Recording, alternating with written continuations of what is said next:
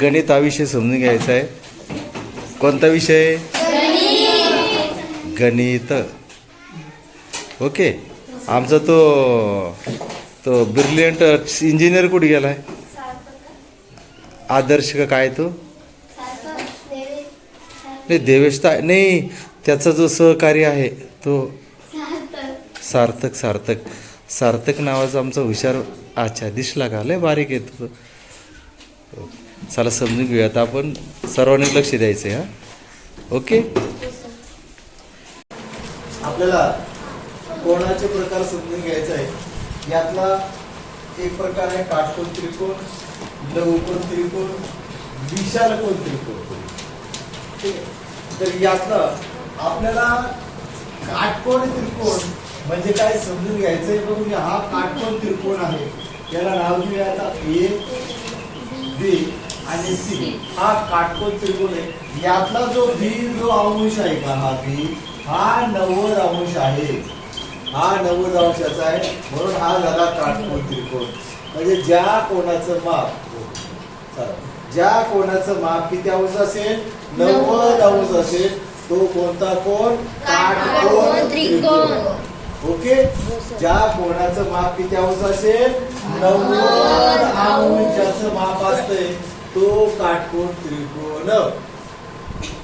ज्या कोणाचं माप किती अंश? 90 अंश असेल. 90 अंश सरळ एक उभी रेषा असते, एक आडवी रेषा असते. ओके. सरळ सरळ काटकोन डायरेक्ट. ओके. काटकोन एक सरळ उभी रेष आणि एक सरळ आडवी रेष. हा इथं जो कोण आहे तो काटकोन. त्याचं माप असते 90 अंश. ओके. चला, आता तुम्ही दुसऱ्या आकृतीचं जर निरीक्षण करत, आता हा 90 अंशाचा म्हणलं तर हा 45चा असेल आणि हा 45 अंशाचा असेल. 45 आणि 45 90 आणि हा 90. कारण त्रिकोणाच्या तीनही कोणाच्या मापाची बेरीज किती होत असते? 180 अंश. ओके. चला, आता या ठिकाणी तुम्ही आकृतीकडे जर लक्ष करत असाल, या ठिकाणी तुम्ही सरळ दिसतं इथं असं आणि इथून असं. तुम्ही या ठिकाणी इथून असं केलेलं आहे, या ठिकाणी इथून सरळ इथून इथं असं केलेलं आहे, या रेषेने असं खेटलेलं आहे. परंतु तुम्ही या आकृतीमध्ये या ठिकाणी याला खेटवलेलं नाहीये. आकृतीचं निरीक्षण करताय. मला तुमच्याकडनं उत्तराची अपेक्षा आहे. म्हणजे काय झालं, या ठिकाणी मी या ठिकाणी याला आकृतीचं निरीक्षण करताय. तुम्ही या रेषेने ते खेटवलेलं नाही आहे. मी तुम्ही खेटवलं असेल आकृती, म्हणजे खेटवलं नाही. इथपर्यंत जर खेटवलं, हे बघून या आकृतीकडे बघा, इथं मी पूर्ण असं केलंय. हा 90 अंशाचा आहे, म्हणजे मग या ठिकाणी खेटवलेलं नाहीये. म्हणजे काय झालं? तर 90 पेक्षा लहान, 90 पेक्षा लहान, 90 पेक्षा लहान ज्या कोणाचं माप. व्याख्या लक्षात घ्यायचं. व्याख्या सांगतो ती व्याख्याच असते. जे बोलतोय ते, ज्या कोणाचं माप 90 अंशापेक्षा कमी असतो तो लघुकोन त्रिकोण असतो. कळाली व्याख्या? कारण या ठिकाणी हा 90 नसणार, हा कमी असणार. हा 90 नसणार, हा कमी असणार. हा 90 नसणार, हा कमी असणार. हा 90 नसणार, हा कमी असणार. या ठिकाणी जर कोण मापक जर असा ठेवला, या ठिकाणी जर कोण मापक जर ठेवला, या ठिकाणी असं कोण चुकीचं आहे सरळ.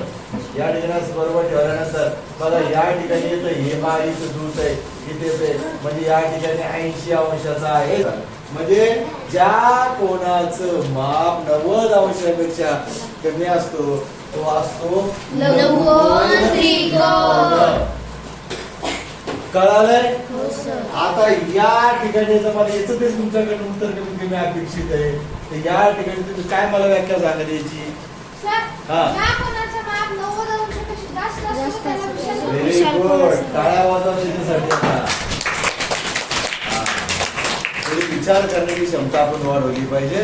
कारण इथं सांगू लागलोय, बाई इथं चिटकलंय म्हणजे हे 90 अंशाचं आहे. बाई इथं हे चिटकलं नाहीये, 90 चिटकलं नाही. तुम्हाला लहान आहे, तुम्हाला सांगणं आलं पाहिजे. कळणं गरजेचं आहे आपल्याला. ज्या कोणाचा 90 अंशापेक्षा कमी असतो तो लघुकोन त्रिकोण असतो. आणि ज्याचं माप 90 अंशापेक्षा जास्त असेल, कारण 90 अंश पर्यंत झालंय, परंतु हा कोण इकडे आला, इकडे जास्तीत जास्त. म्हणजे इकडे झालाय, म्हणजे हा असा आहे, म्हणजे हा जो कोण आहे, हा जो त्रिकोण आहे, हा त्रिकोण असा आहे, लक्षात ठेवा.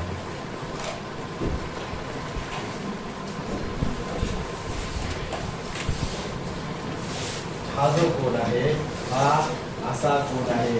90चं माप फक्त इतकंच आहे, इतकंच आहे, परंतु हा इकडे इकडे एक्स्ट्राचा एवढा वाढलेला आहे.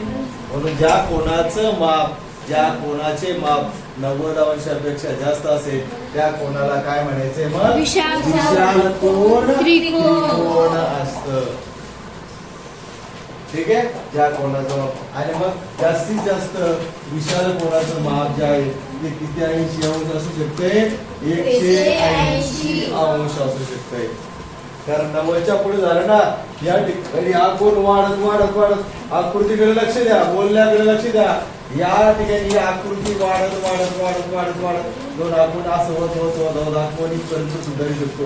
असंही म्हटलं जातं, हीच आकृती कशी वाढली त्याला सरळ कोण म्हटलं जाते, असं लक्षात ठेवत चालायचं.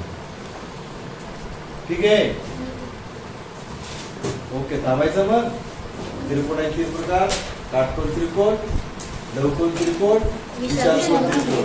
काटकोन त्रिकोण ज्या कोणाचा माप 90 अंश असते तो काटकोन त्रिकोण, ज्या कोणाचा माप 90 अंशापेक्षा कमी असतो तो लघुकोन त्रिकोण, ज्या कोणाचा माप 90 अंशापेक्षा जास्त असतो तो विशाल कोन त्रिकोण असतो. ओके.